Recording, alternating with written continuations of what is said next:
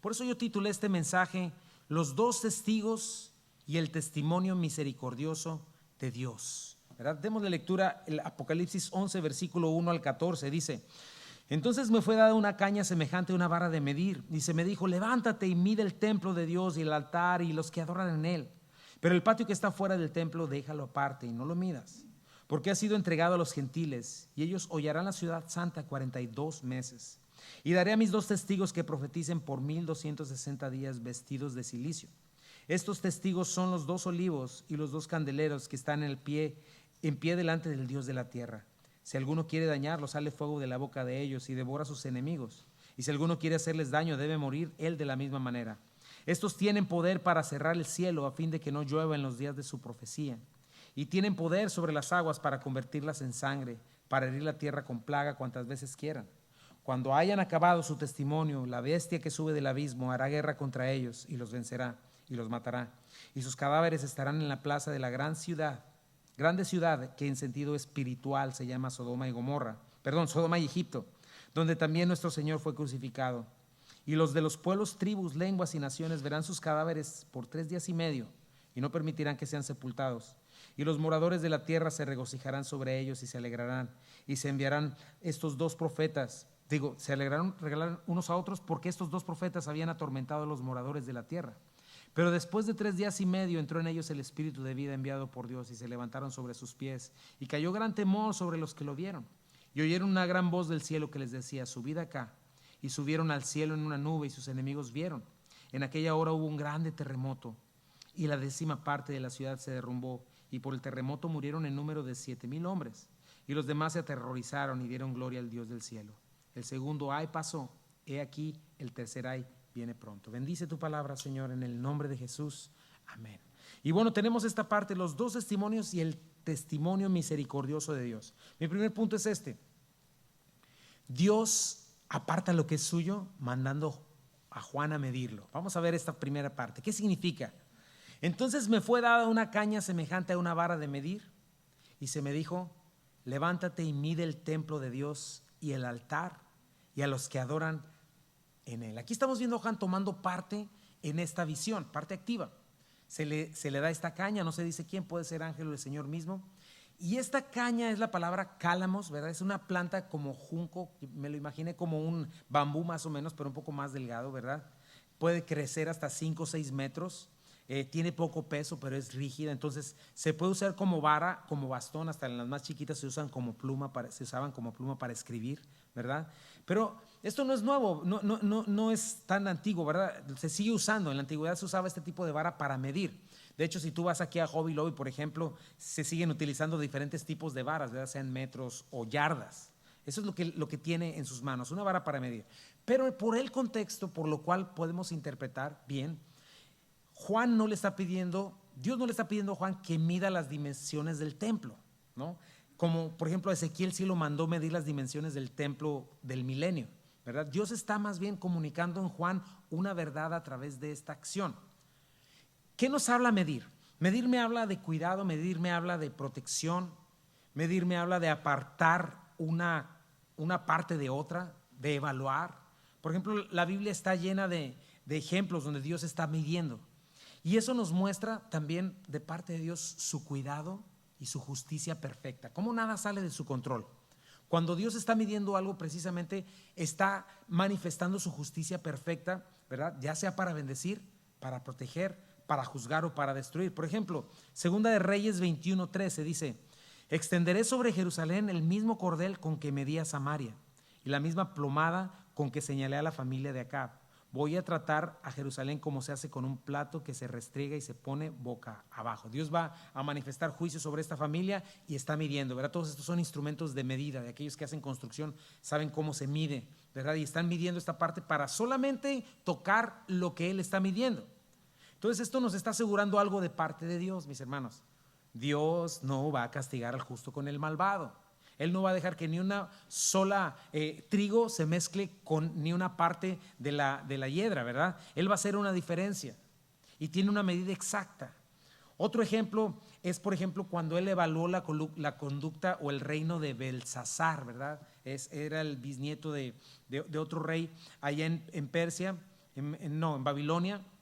Daniel 5 dice que hay una escritura en la pared y el Señor escribe en la pared contra este rey: Dios contó tu reino y le puso fin, ¿verdad? O sea, lo midió, otra vez lo evaluó. Isaías, hay otro ejemplo, Isaías 28:17: los probaré con la cuerda de medir de la justicia y con la plomada de la rectitud, puesto que su refugio está construido de mentiras. Un granizo les echará abajo, puesto que está hecho de engaños, una inundación lo arrasará. Entonces esto nos está mostrando esta parte. Dios es justo a la perfección. Cuando mide sus medidas no fallan, ¿verdad? Por eso en Proverbios 11 también nos dice que Dios aborrece la pesa y la medida falsa, o sea, las tranzas de dar menos, dar poquito, no dar lo que tienes que dar. Dios nunca jamás hará una cosa así. Dios ama la pesa perfecta, Dios ama la integridad de corazón. Por eso es que no va a castigar el justo con el injusto, ¿verdad? Y no va a dar por inocente al culpable. Y nosotros por eso tenemos que estar listos, perdonados en Cristo Jesús. Ahora, habiendo establecido esto y por el contexto, podemos interpretar que Dios en este momento está mandando a Juan a medir algo, pero no para destrucción, sino para protección. Está apartándole, está haciendo una medida exacta. Y esa es una medida que Dios quiere que quede en el corazón atribulado de Juan. Porque Juan, acuérdate de dónde está, cómo está la situación de la iglesia, qué acaba de pasar con los judíos. En el año 70 destruyeron totalmente el templo. 1 millón de judíos se dice que murió en ese tiempo. Y esos son 20 años después. Y Juan está preso político. Y entonces Dios le está poniendo esta imagen en él. Todavía Israel no ha quedado fuera. Todavía va a haber un templo. Todavía va a haber un remanente. Todavía lo seguiré protegiendo. Entonces esta es una medida que Dios hace de pertenencia y de protección. Está apartando y separando a los suyos, a su pueblo escogido, ¿verdad? Eso es lo que estamos viendo ahorita. Por ejemplo, ¿verdad? Esta medida nos dice en el versículo, ¿verdad? Dice: levántate y mide el templo de Dios y el altar y a los que adoran en él, ¿verdad? El templo de Dios se refiere al naos, ¿verdad? En griego, que significa el lugar santo, el lugar santísimo, el lugar donde habita Dios, ¿verdad? Y le dice que mide otra cosa: mide el altar y los que adoran en él. Por ejemplo, déjame ver si funciona este. A ver, aquí está, on. Sí.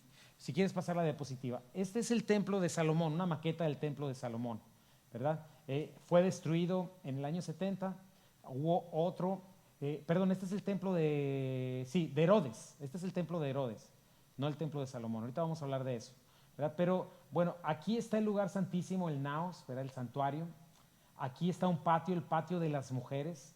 Este es el patio de los gentiles, ¿verdad? Aquí adentro es donde está el altar. Acá es donde está el lugar santo, el lugar santísimo. Y es importante que los gentiles no podían pasar ni siquiera aquí. Aquí había anuncios donde decía: bajo tu propio riesgo, ¿verdad? Porque eso era como, se me fue la palabra, pero era entrar y disecrar, ¿verdad? El templo de Dios, ¿verdad? Y ellos tenían permiso del gobierno para matarlos si pasaban aquí, porque este es un lugar exclusivo para los judíos. A la siguiente, por favor. Entonces aquí está un poquito más de cerca, acá está el patio de los gentiles, aquí está el patio de las mujeres, y aquí adentro podían entrar los hombres, ¿verdad? Porque aquí adentro no se ve, creo que en la otra sí se ve, estaban el altar de bronce. Aquí ya no podían entrar las mujeres. Aquí solamente a la mitad de esta parte estaba el lugar santo, donde podían entrar los sacerdotes, ¿verdad? A esta parte una vez o 2 veces al día, perdón. Aquí está el altar que se ve ahí adentro, ¿verdad? Y de este lado estaba el lugar santísimo. Aquí solamente una vez al año el sumo sacerdote podía entrar. Está el arca del pacto, los querubines, ¿verdad? No sin sangre entraba a este lugar. Pero checas, tenemos otra diapositiva, creo que sí, ¿verdad o no? ¿Ya son esas 3? Bueno, son esas 3 las que tenemos ahí. Entonces, ¿qué tenemos en este lugar? Que son lugares restringidos, ¿verdad? Solo cierto tipo de persona podía entrar ahí, y es a quienes Dios está apartando para sí. Por ejemplo, como te dije, en el lugar santísimo solo podía entrar una vez al año. Al lugar santo los sacerdotes nada más 2 veces al día, en la mañana y en la tarde. En el altar de bronce solamente los hombres junto con los sacerdotes y los levitas, ¿verdad? Las mujeres no podían entrar, tenían su atrio. Los gentiles tenían también su atrio, ¿verdad? Entonces, hablando del templo, esta es algo importante que debemos ver. Dios está diciendo: quiero apartar lo que es mío, lo que es exclusivo mío. Por eso le dice a Juan: solamente mide lo que es el templo, el naos, mide lo que es donde está el altar, ¿verdad? Y nada más, ¿verdad? Mide esas cosas. Levántate, mide el templo de Dios, el altar y los que adoran en él. Mide a mi pueblo, los con los que yo quiero tener comunión. Ahora, hablando del templo, esa es otra realidad que necesitamos cubrir y que también es un cumplimiento profético maravilloso que sin duda va a suceder y está en camino.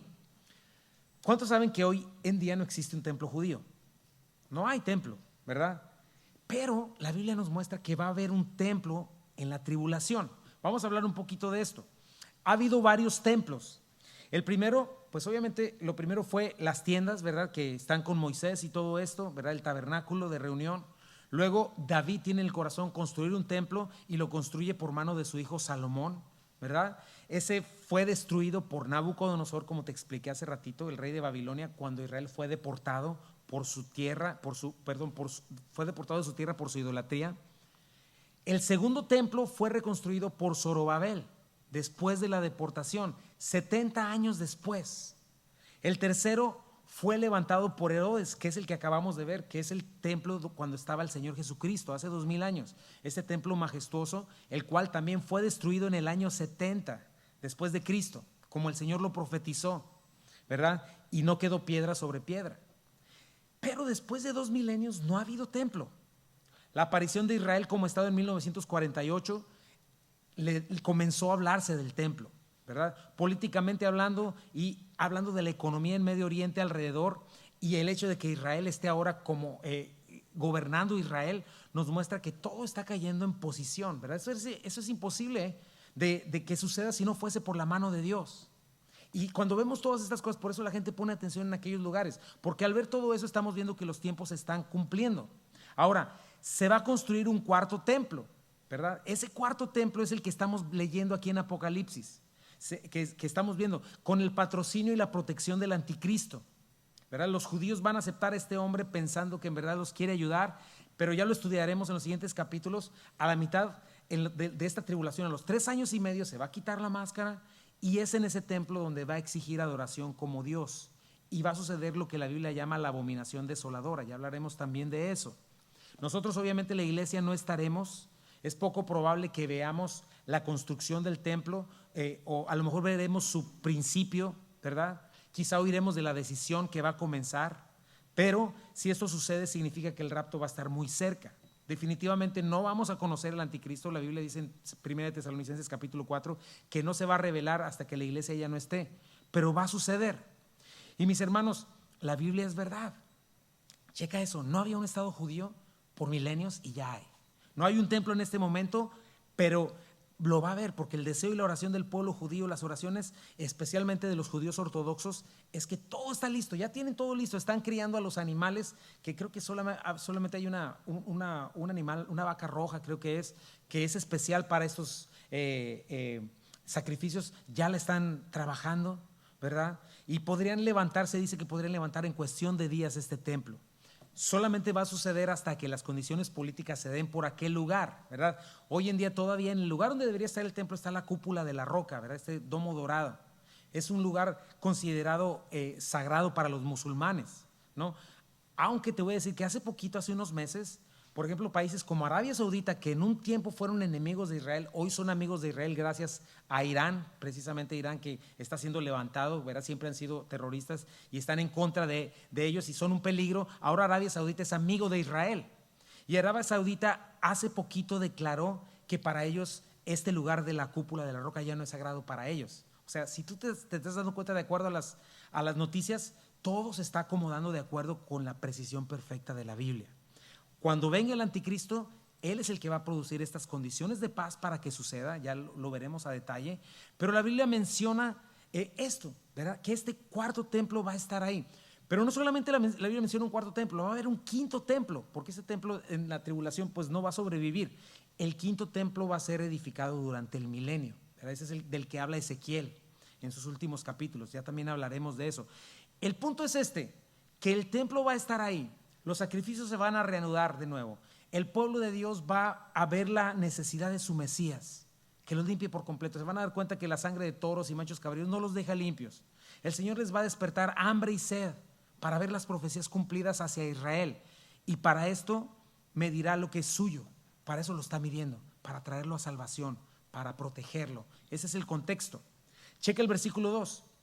Pero el patio que está fuera del templo, déjalo aparte y no lo midas, porque ha sido entregado a los gentiles y ellos hollarán la ciudad santa 42 meses. ¿Quiénes son los gentiles? ¿Verdad? No es una persona que es muy gentil y muy amable, no, se refiere a alguien que no es judía, ¿verdad? Eso se refiere a los gentiles, la Biblia. Checa cómo la Biblia está hablando otra vez en términos de judíos, ¿verdad? En términos israelitas, y hay una diferencia aquí. El atrio de los gentiles ya lo vimos, ¿verdad? El Señor, nos damos cuenta que en este momento ya no está tratando con el pueblo gentil como lo está haciendo hoy con la iglesia. Ese tiempo terminó cuando la iglesia sea arrebatada. En ese momento el Señor una vez más se va a enfocar en su pueblo elegido, Israel. Mientras nosotros como hoy estamos en la iglesia estamos en la tierra, somos el enfoque de Dios.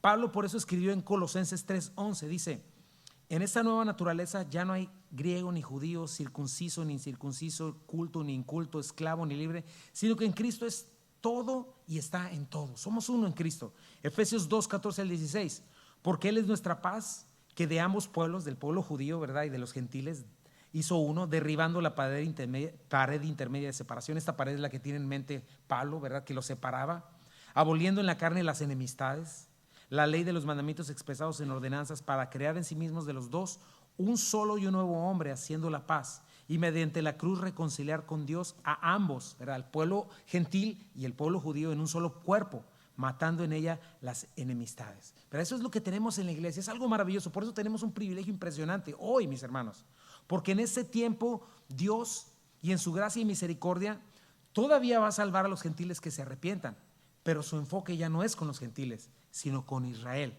Por pura gracia van a ser salvos los gentiles, y van a formar parte los que se salven del reino milenial, pero ya son un grupo separado de la iglesia, son salvos, ¿verdad?, pero ya no tienen los mismos privilegios, porque lo que estamos viendo es que en este momento la iglesia está teniendo las bodas del Cordero durante los 7 años y medio, durante los 7 años están las bodas del Cordero llevándose a cabo en el cielo, durante la gran tribulación.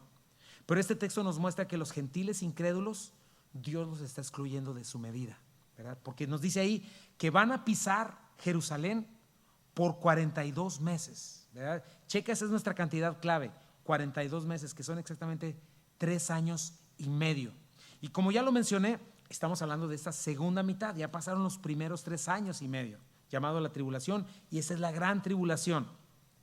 Aquí es cuando el anticristo se quita la máscara, exige adoración, toma control del templo. Ya era un líder mundial, pero en este momento es cuando se establece ya no como un líder mundial, sino como Dios, y exige la adoración de todo el mundo, exige la marca del 666, ya estaremos hablando de eso, ¿verdad? Pero su sede está en Jerusalén, y el mundo entero está con sus ojos puestos en él, ¿verdad? El mundo entero incrédulo. La persecución se endurece, ¿verdad?, se encrudece, y es directa contra la Israel convertida y contra los que crean el testimonio de ellos, especialmente los 144,000 que estarán predicando. Pero mira, ahí en Zacarías 13 nos habla un poquito de eso. Dice: y acontecerá en toda la tierra, dice Jehová, que las 2/3 partes serán cortadas en ella y se perderán, mas la tercera quedará en ella. Y meteré en el fuego a la tercera parte, y los fundiré como se funde la plata, y los probaré como se prueba el oro.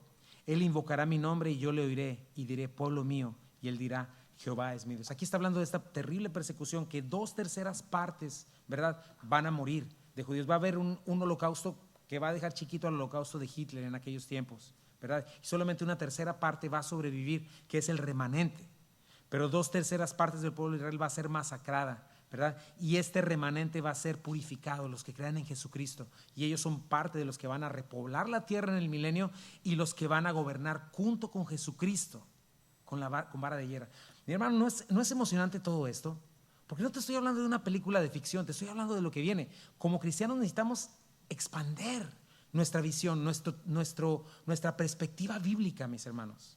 Necesitamos saber que no fuimos hechos para este mundo temporal. Dios tiene planes maravillosos para nosotros, cosas que ojo no vio, ni oído escuchó, ni han subido en corazón de hombre. Ahora, tú puedes leer en casa a Zacarías, a este profeta, ¿verdad?, del Antiguo Testamento, desde el capítulo 12 hasta el final, está describiendo esta conversión de Israel de una manera muy clara y cumpliendo las promesas, ¿verdad? Esta teología de reemplazar la iglesia por Israel es diabólica, no es bíblica, ¿verdad? Israel, muy claramente Dios no ha terminado con Israel. ¿verdad? Pero bueno, al final de estos 3 años y medio el Señor va a regresar, va a destruir al anticristo, va a destruir sus fuerzas demoníacas, va a juzgar a las naciones, va a establecer su reino milenial. Pero recuerda algo, Dios está midiendo lo que es suyo y nada lo va a arrebatar de su mano. Y para llegar a este momento, para traer a su pueblo, Dios va a utilizar específicamente estos 2 testigos, ¿verdad? A quienes de la misma manera Dios va a estar usando durante 3 años y medio y va a estar manifestando gracia y paciencia a su pueblo y al mundo incrédulo. Vamos a ver por qué. Tengo mi punto número 2. Los 2 testigos, su identidad y su ministerio. Y daré a mis 2 testigos que profeticen por 1260 días vestido de silicio. Eso significa que el Señor les va a dar autoridad para profetizar durante todo el tiempo de la segunda parte de la gran tribulación. Imagínate, van a estar proclamando el evangelio, van a estar advirtiendo que a pesar de todo lo que ya vivieron, todavía faltan cosas peores por venir. Van a estar advirtiendo, hey, viene el infierno, hey, viene condenación eterna. Y su objetivo va a ser el remanente judío, pero todos aquellos que escuchen también van a ser beneficiados, ¿verdad? Dios los llama mis testigos, ¿verdad? La palabra martus, de donde viene la palabra mártir, esa palabra simplemente significa ser testigo. Pero acuérdate que en aquellos tiempos ellos tuvieron que sellar su testimonio con su sangre. Entonces la palabra mártir llegó a transliterarse, a convertirse en alguien que sufre por su fe, por su testimonio, ¿verdad? Ahora, ¿por qué 2? ¿Te acuerdas? En la ley Dios establece que se requieren 2 testigos para confirmar un hecho o comprobar una verdad. Entonces Dios está dándole testimonio a su pueblo.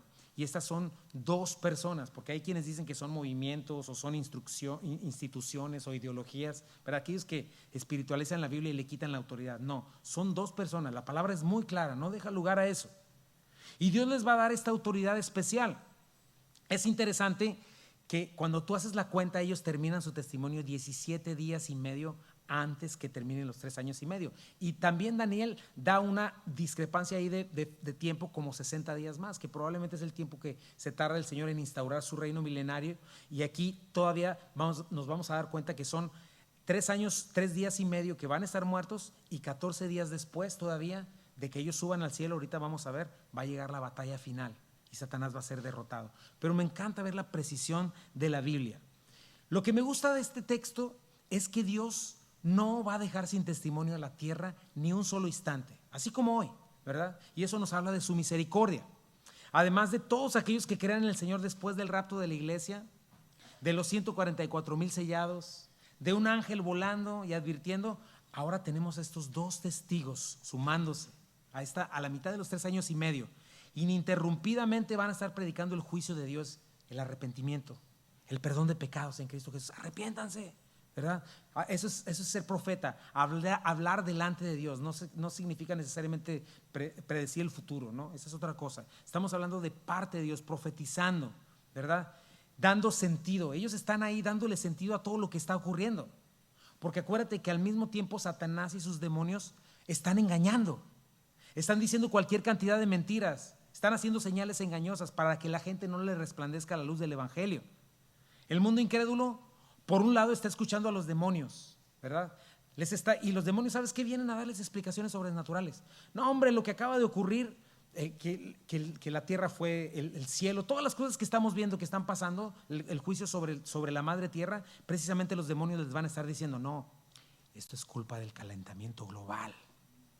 Esto es culpa de los negadores del cambio climático, esos cristianitos mensos, ¿verdad? O esos judíos, ellos son los culpables. No, la tierra está enojada porque no la cuidamos.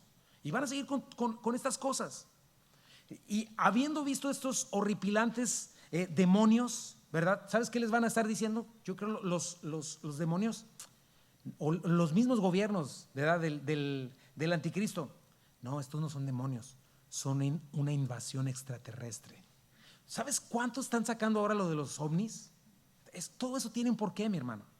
La Biblia no habla de ovnis, no existe eso. Ese es otro tema, pero no existe eso, ¿verdad? Pero seguramente los demonios van a estarles diciendo, no, esto que vino fue una invasión extraterrestre, se los dijimos, hay otros planetas, hay que protegernos, pero no es Dios. También van a estar diciéndoles falsas promesas, ¿verdad? Falsas promesas, yo voy a vencer. El dragón va a vencer, Satanás va a vencer. Ustedes adórenme a mí, el anticristo. Yo soy su líder, su Dios, y voy a triunfar contra Dios. Vamos a triunfar contra ese Dios opresivo que no nos deja ser nosotros mismos, que no nos deja hacer las cosas a nuestra manera. Sin embargo, siempre es así. Siempre Satanás está diciendo sus mentiras, racionalizando el pecado, haciéndote para que te justifiques y para que digas, en mi caso es diferente, yo no sé, y que estés dudando siempre en lo que es tan claro. Pero por otro lado, ¿verdad? Nosotros tenemos el testimonio de la Escritura. Ellos van a tener a estos dos testigos diciendo con claridad, esto que acabas de ver no es la madre naturaleza, es Dios, son los juicios de Dios. Viene el infierno eterno, Dios viene, arrepiéntanse, abandonen su maldad. No van a ganar. Durante 3 años y medio, las dos voces gritando. Otra manera que nos muestra que no son símbolos o instituciones, ¿verdad? O movimientos o personas, es cómo están vestidos, ¿verdad? Les ponen vestidas. Esta sería una misma señal, su vestimenta, así como se vistió Elías, como se vistió Juan el Bautista, como se llama Torch for Christ, creo que se llama, es un ministerio, este chavo se viste así también con cilicio y se pone cenizas y va y predica a lugares bien feos de todo el mundo, predicando el evangelio y el arrepentimiento, ¿verdad? Pero nos muestra esta misma señal, esta vestimenta de estos dos hombres sería en sí mismo una señal para los judíos y para el mundo incrédulo, que estén vestidos de silicio. ¿Qué es el vestido de silicio?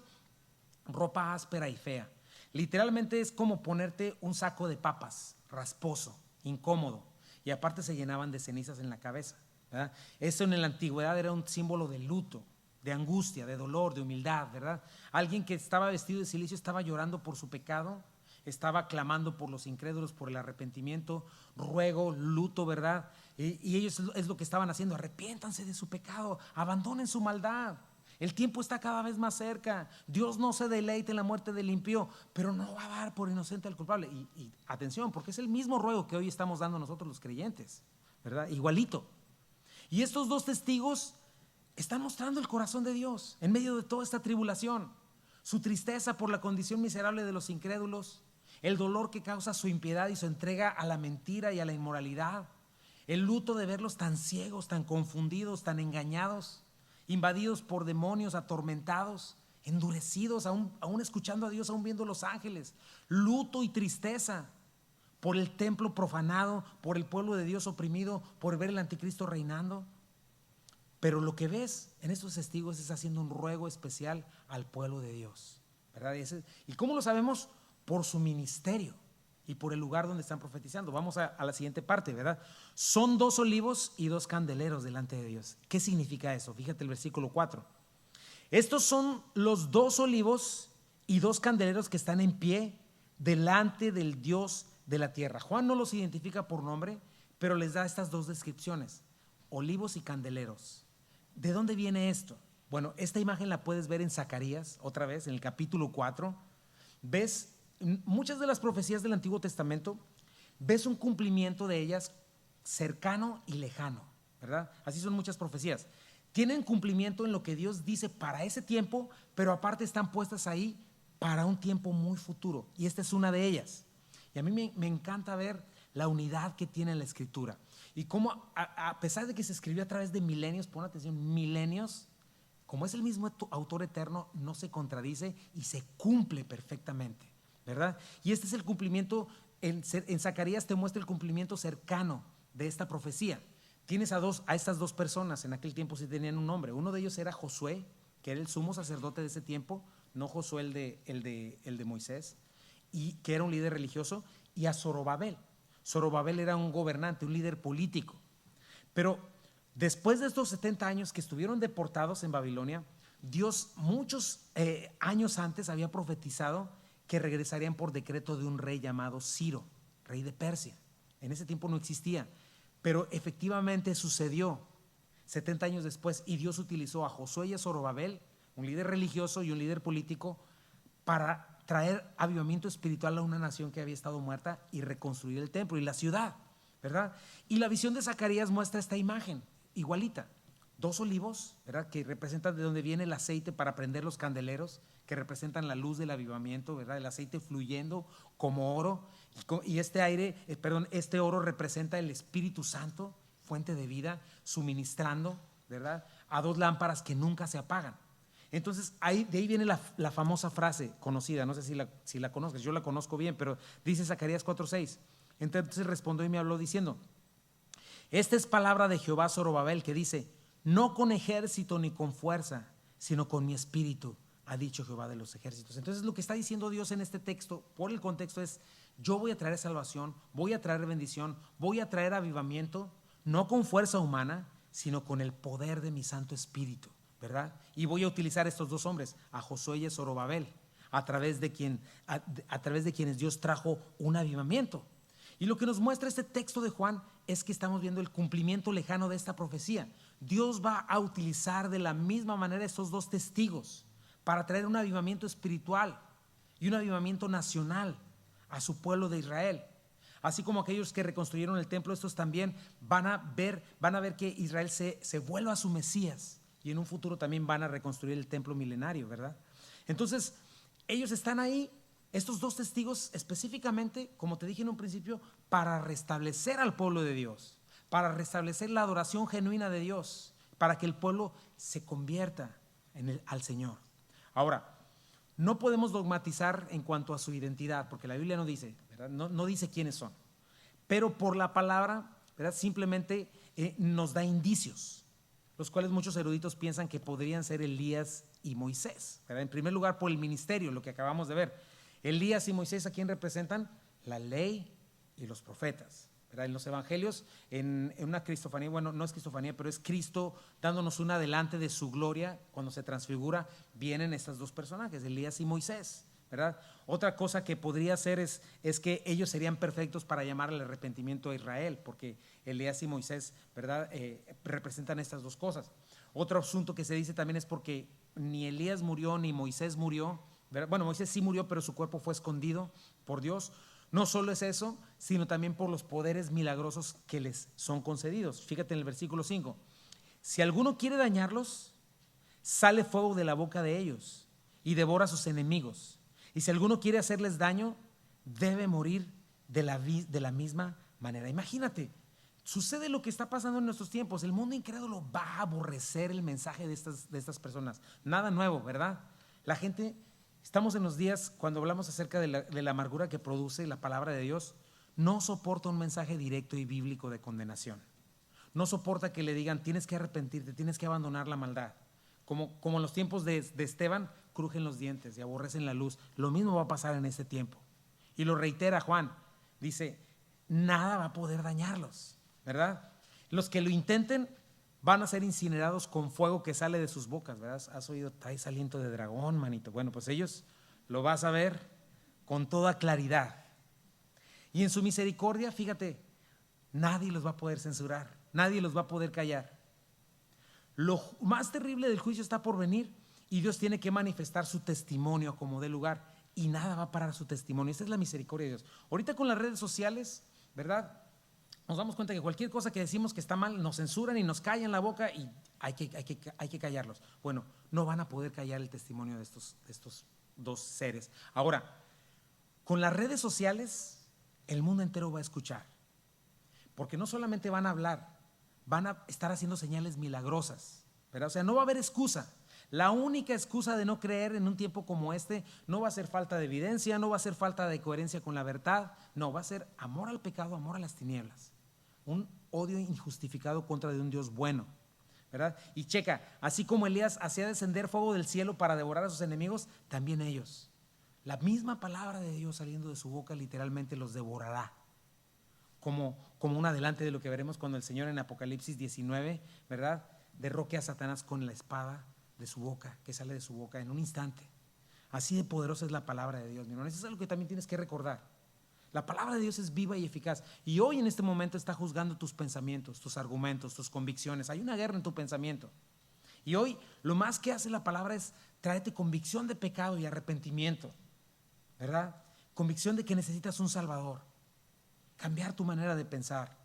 Pero en aquellos tiempos, aquellos que se endurezcan, el poder de la palabra de Dios no solamente va a ser convicción, sino físico, ¿verdad? El poder que hay en la palabra de Dios, el poder que sustenta el mismo universo, ya no va a ser solo una invitación para los que se endurecen, sino fuego consumidor.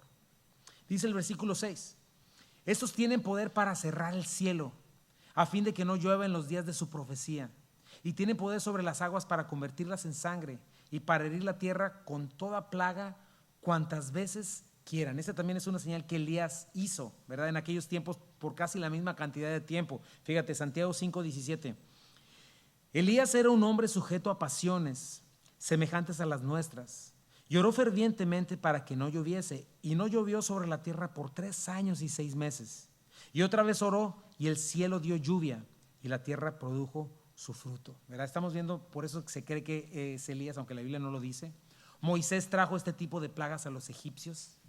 Pero checa cómo el testimonio de Dios cada vez es más claro para esta gente, porque ellos están testificando con poder.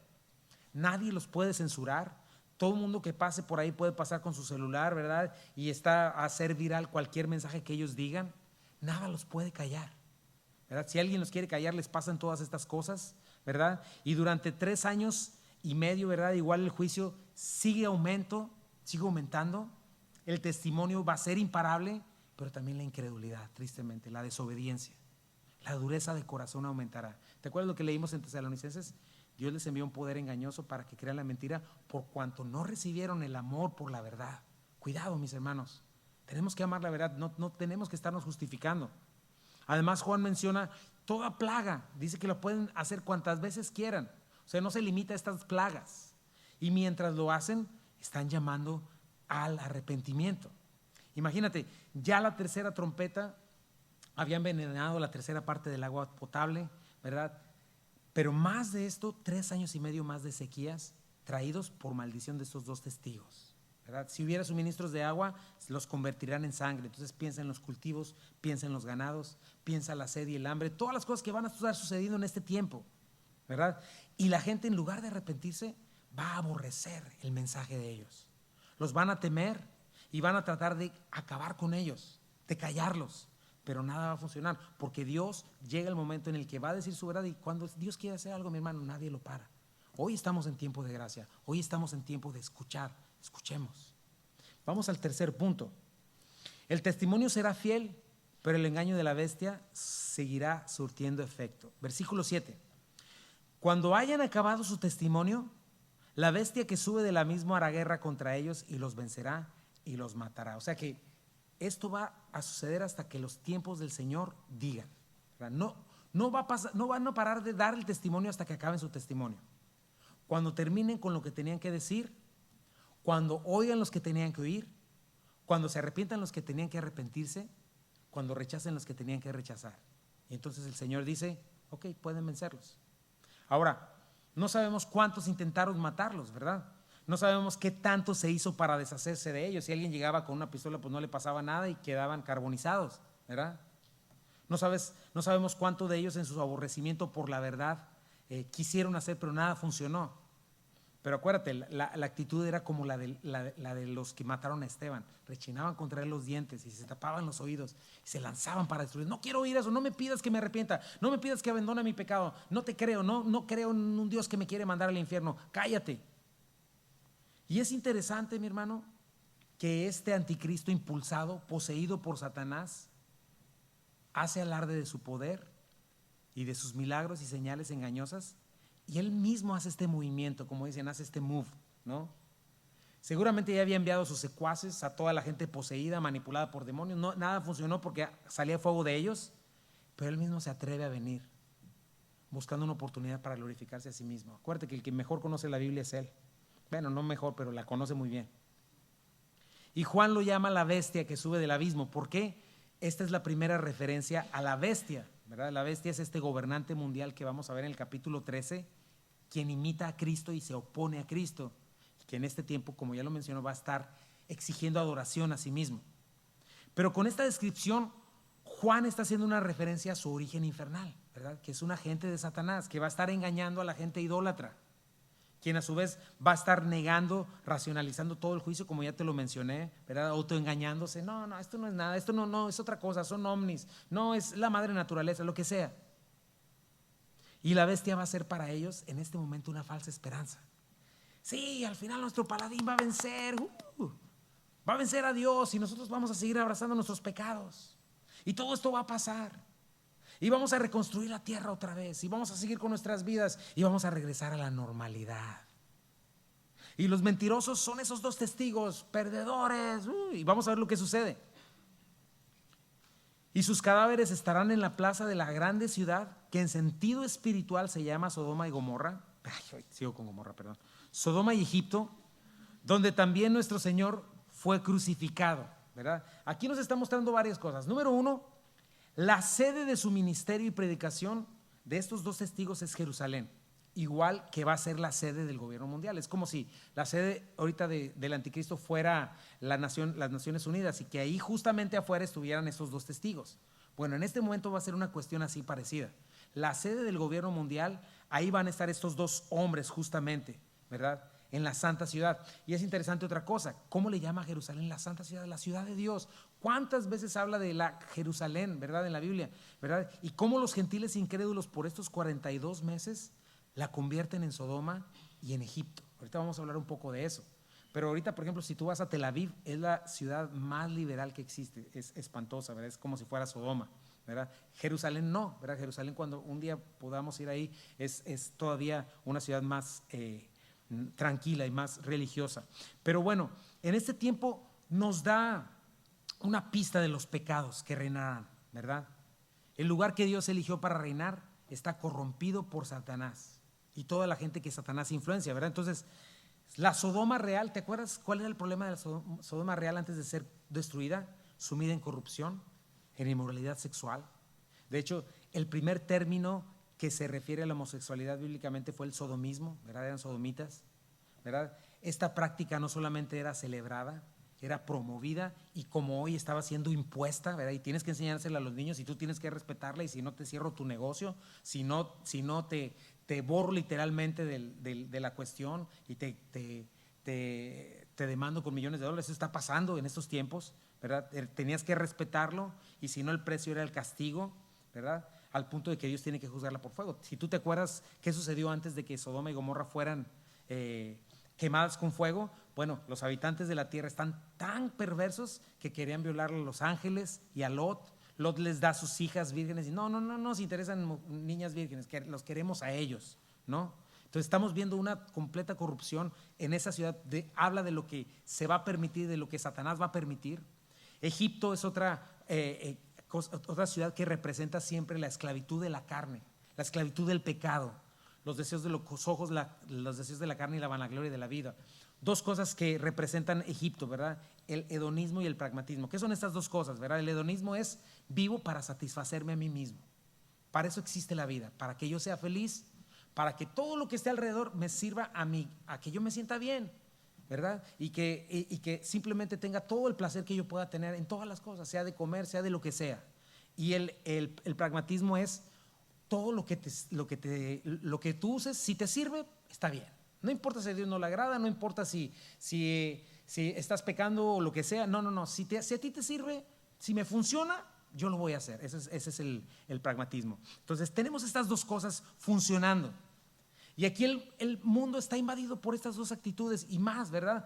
Actividad demoníaca sobrenatural, falsa religión, falsa filosofía, falsa ideología, asesinatos, hurtos, perversión sexual desenfrenada. Otra cosa importante es que tanto Sodoma como Egipto fueron juzgadas por su maldad, ¿verdad? Hasta que lleguen a ese punto, ¿verdad? Egipto perdió a sus primogénitos, perdió a su ejército, perdió todo por estar entregado a su carnalidad. Otra cosa que podemos observar es cómo cuando la palabra nos habla en sentido figurado, es ella misma. ¿Quién es la que dice que es en sentido figurado? La misma Biblia. Ahí sí aplica la cuestión de ver un símbolo, porque la misma Biblia nos está diciendo, nos está dando un simbolismo. La ciudad, aunque le llama Sodoma y Egipto, está hablando de Jerusalén, porque dice es en sentido figurado y ahí fue donde fue crucificado el Señor, ¿no? Entonces es importante. Dice el versículo 9, y los de los pueblos, tribus, lenguas y naciones verán sus cadáveres por 3 años, por 3 días y medio, y no permitirán que sean sepultados. ¿Qué implica eso, mi hermano? Que el evento va a ser de dominio público mundial. Si esto lo hubieras leído hace, no sé, antes de que se inventara la televisión, sería muy raro, pero ¿cómo lo van a ver todos? ¿Cómo va a suceder? ¿Verdad? Después de la invención de la televisión, no es difícil saber cómo, ¿verdad? Pudieron haber hecho un broadcasting ahí, lo que sea, pero hoy tenemos algo que se llaman redes sociales, mi hermano. Hoy tenemos algo que se llaman teléfonos, y cada teléfono es una cámara, y cada persona es un reportero, ¿verdad? Entonces ya no va a ser difícil tener un video de YouTube viralizado. viendo estos cadáveres por todo el mundo muertos. Y imagínate lo que va a suceder. Va a ser tal regocijo que es el único momento en todo Apocalipsis que vemos a los malvados regocijarse. Y están celebrando junto con su líder, ¿verdad? Satanás, o el anticristo, la derrota de estos testigos, ¿verdad? Derrotamos la palabra de Dios, derrotamos a Dios, y no los van a enterrar por 3 días y medio. ¿Verdad? Tú sabes lo que le pasa, como dicen, el muerto y el arrimado los 3 días apestan, ¿verdad? Imagínate ellos. En tiempos antiguos eso hacían, no los enterraban para poderlos deshonrar y profanar, ¿verdad? Entonces, con morbo, con desprecio y con odio, dice, ay, déjenlos, porque nos hicieron sufrir mucho, ¿verdad? Y eso nos habla de la maldad de la bestia y de la maldad de la gente en este tiempo, para mostrar que yo soy poderoso y destruí a Dios. Checa lo que pasa, versículo 10. Y los moradores de la tierra se regocijarán sobre ellos y se alegrarán y se enviarán regalos unos a otros, porque estos 2 profetas habrán atormentado a los moradores de la tierra. O sea, ya te lo mencioné. Irónicamente es el único momento en que se van a regocijar y literalmente van a hacer una fiesta no nacional, sino mundial, como si fuera Navidad. Lo van a marcar. No, hombre, este día lo marcamos como el día de la independencia de Dios y lo vamos a llamar el día de la muerte de los 2 testigos, y vamos a darnos regalos cada vez que de aquí en adelante, cada vez que llegue esta fecha. Somos libres, vencimos a Dios, y se envían regalos. Imagínate qué dureza de corazón, cuando lo que Dios quiere hacer al quebrantar a una persona es quebrantar su orgullo para salvación. Eso es algo que debes de entender, mi hermano. Qué triste es cuando Dios te quebranta y endureces tu cuello y dices, no, pues ahora menos. Me haces mal, pues ahora menos. Cuando Dios lo que quiere es quebrantar su orgullo. Fíjate, Lucas 6, 24, 5.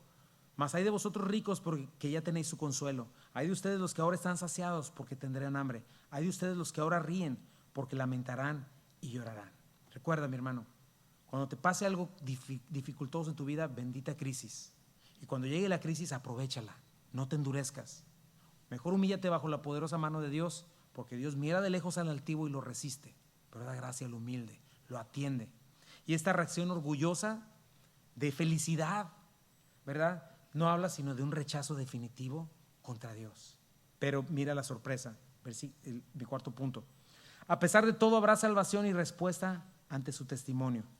Pero después de 3 días y medio entró en ellos el espíritu de vida enviado por Dios y se levantaron sobre sus pies y cayó gran temor sobre los que lo vieron. O sea, después de los festejos y regalos, día de la independencia de Dios, día de los testigos muertos, 3 días y medio les dura la expectativa, la adrenalina, el gozo.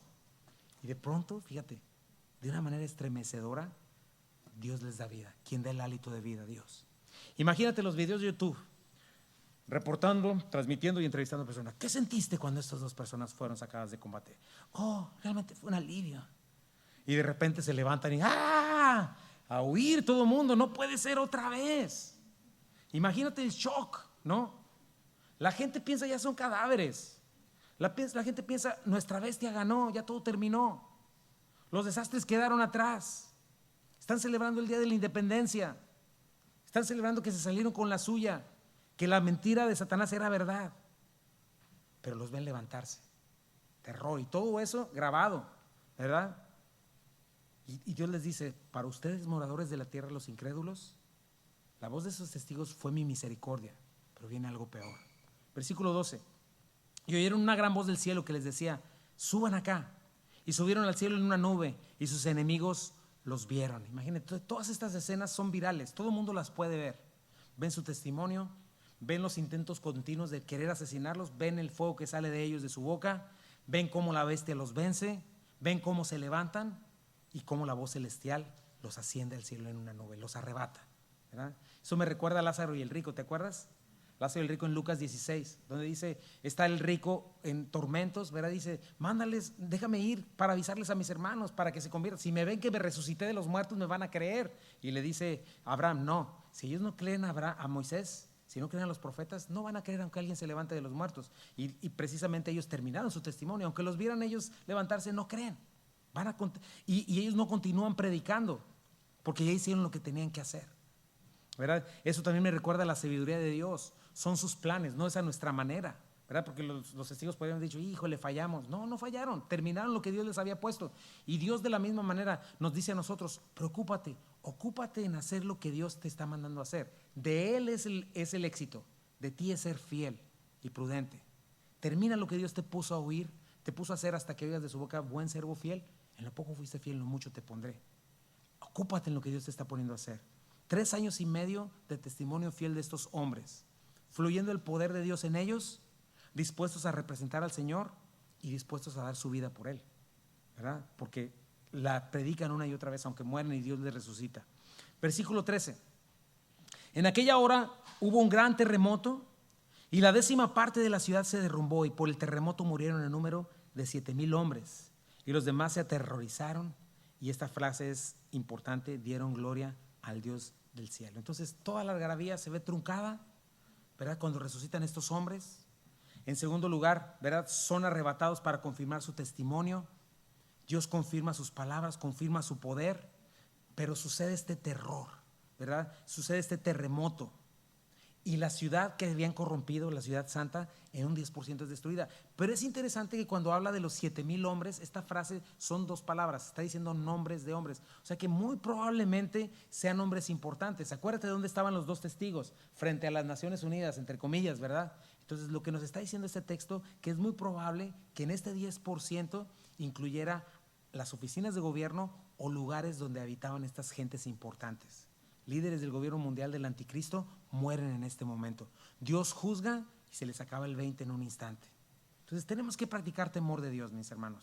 Tenemos que recordar que Él es el primero en nuestras vidas, que Él está viendo nuestra manera de conducirnos, que Él está viendo tu manera de pensar, de vivir, de relacionarte en este mundo, ¿verdad? Y los demás, si bien se refiere a los sobrevivientes de la ciudad de Jerusalén, es muy probable que se refiera a estos judíos, ¿verdad? Que aceptarán la fe en Cristo y finalmente se arrepentirán. Eso significa dar la gloria a Dios del cielo. En el Apocalipsis se refiere a gente que se está entregando al Señor en arrepentimiento genuino. Y lo que estamos viendo es esto, la fidelidad de Dios y el cumplimiento de sus promesas con respecto a su pueblo. Pero observa el contraste. En todo Apocalipsis, ¿qué es lo que estás viendo? Dios sigue venciendo. Dios sigue siendo el ganador. Y Satanás y su mentira y sus tinieblas y su injusticia y su impiedad siguen perdiendo y van a perder. Tenemos que tomar una decisión, mis hermanos, en nuestra vida diaria. No podemos andar jugándole a las 2 lealtades. No podemos vivir como tibios. A los tibios Dios los vomita. Versículo 14 y último. El segundo ay ya pasó. Perdón, el segundo ay pasó. He aquí el tercer ay viene pronto. O sea, este segundo ay amargo terminó. Y como todo lo demás termina con Dios como victorioso. Pero dice aquí, muy pronto viene este último ay, por el cual juró este ángel de pie, ¿verdad? Que viene lo más terrible y que todo va a ser consumado. El punto es este, mis amados hermanos. Esto que estamos leyendo es real. Y yo le pido a Dios que no pasemos de noche, mi hermano, por este maravilloso libro. Si tú te vas de aquí y dices, ay, pues sonó interesante, y sigues tu vida, no estás aprovechando. Si no cambia nada en tu vida, si no cambia nada en tus decisiones, en cómo estás viviendo, en cómo te estás relacionando con el Señor y con su palabra, estás pasando de noche. Pero te voy a decir algo, estás aumentando el peso al juicio porque estás escuchando la verdad. Y hay mayor juicio para eso. Y estos son los últimos tiempos, mis hermanos. Dios nos ha dado el evangelio de la palabra de Dios para predicarlo. Por eso Pedro, me gusta mi hermano Pedro, que está con este corazón y este deseo de ir y predicar el evangelio. Tenemos que ir y predicar el evangelio, tenemos que brillar para el Señor, no tenemos que vivir una religión.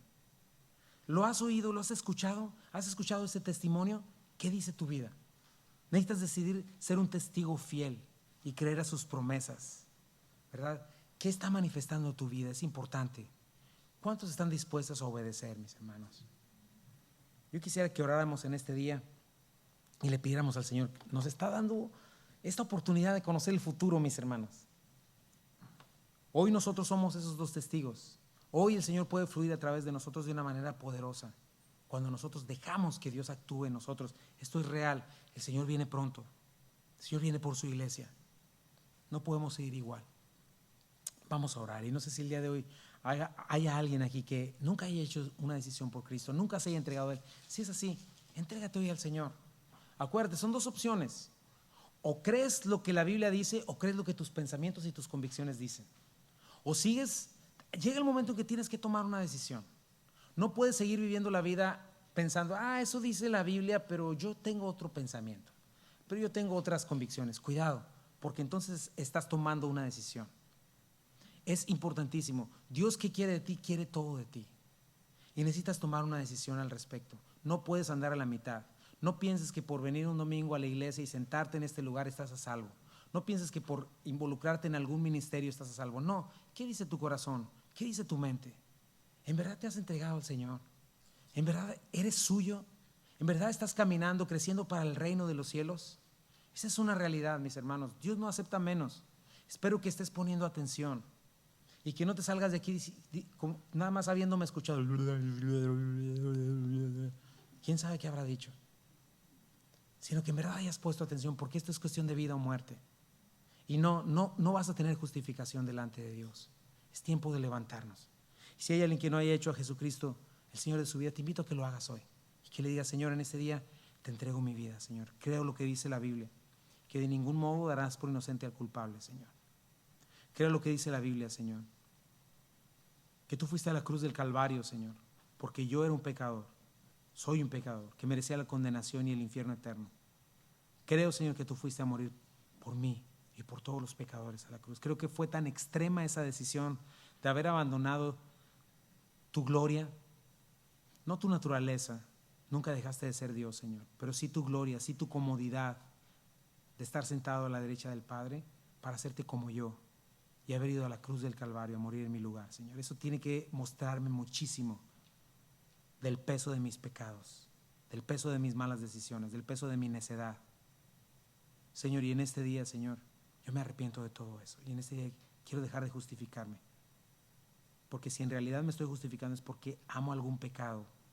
Quizás sea un pecado oculto, quizás simple y sencillamente amo mi vida, amo mi manera de pensar, y eso significa que amo este mundo y que amo lo que Satanás me ofrece y que te estoy despreciando a ti. Señor, no quiero que eso siga pasando en mi vida, Señor. En este día me entrego a ti, en este día te entrego mi vida, y decido, Señor, darte a ti el voto de confianza. Creo en ti, confío en ti. Perdóname, Señor, me arrepiento de mis pecados y de mi maldad, Señor. Dejo de estar caminando en mi propia justicia, Señor, y te escojo a ti, Señor. Te pido que me limpies y me laves. Te pido que me hagas una nueva criatura, Señor. Por favor, dame nueva vida el día de hoy. Creo que moriste por mí, creo que resucitaste el tercer día, creo que estás sentado a la derecha del Padre. Señor, el día de hoy rompo con todas mis ataduras, Señor, y rompo, Señor, con mi amor por las cosas de este mundo y por mí mismo, Señor, y me entrego a ti en este día, Señor. Límpiame, lávame, hazme una nueva criatura en este día, Señor. Muéstrame la luz, Padre. Yo quiero ser esta tu iglesia, Señor, a la cual tú vas a arrebatar para ti, Señor. No quiero esperar a una tribulación, Señor, donde quizá quede yo engañado. No quiero eso, Señor. Quiero el día de hoy entregarme a ti en verdad, Padre. Entrego mi vida. El resto de nosotros, no sé si quieras ponerte de pie y orar al Señor y decirle: Señor, aquí estoy listo, Señor, para entregarte mi vida, Señor. Reconozco tu testimonio, Señor. No tienes que estármelo gritando todos los días, Señor.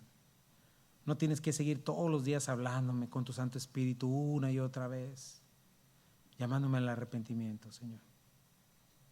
No quiero ser como esta gente, Señor, que escucha con más claridad la voz del mundo y de Satanás, que grita, y tu voz la tengo chiquitita y confusa y la oigo a tientas. No quiero tener esa relación contigo, Señor. Quiero escucharte con claridad, Padre, y que tu poderosa voz, llena de amor, misericordia y gracia, Señor, sea lo primero que yo escuche, Señor. Señor, te entrego mi vida. Quiero caminar para ti, Señor. Quiero ser tuyo. Soy tuyo, Padre, en este día. Y dile: me dice el Salvador, escojo tu poder.